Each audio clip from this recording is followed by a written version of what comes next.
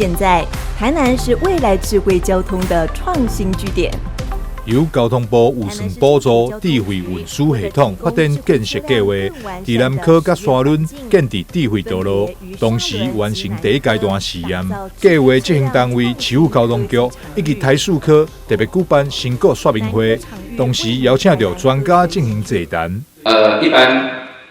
家里面都有停车位，对不对？如果自驾车变成共享的话，你可能停车位就不要了。交通局长王明德表示，这次智慧道路基础建设包含盲点侦测系统、即时号志借接，以及布设传输讯号的光纤甲无线电通讯系统。试办的过程相当顺利，对着未来各式自驾车试验，也则是推动，将会有正大的帮助。承蒙中央的补助，那我们在路侧建置的相关智慧路口的一些侦测的设备，那另外也把这个道路的环境呢，无线通讯的这个技术把它建置起来。那这个环境建置完毕之后呢，那我们欢迎这个所有的这个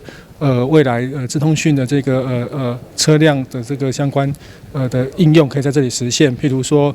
自驾的公车或是自驾的小车，甚至于这个一般的这个车辆呢，在提升这个主动式安全的跟的交流上面可以来做应用。怎么应用呢？就是说我们可以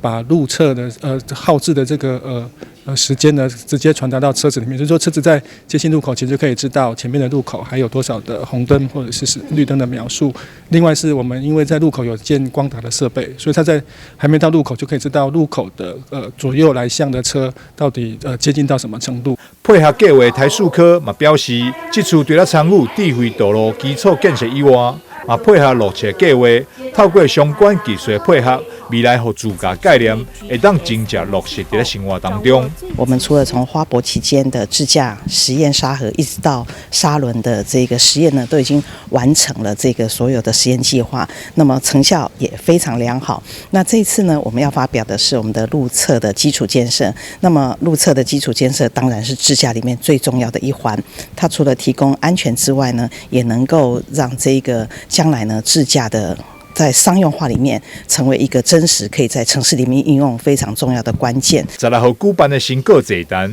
除了由建设厂商报告测试的成果，同时也有邀请智慧车辆团队甲民间企业共同参与。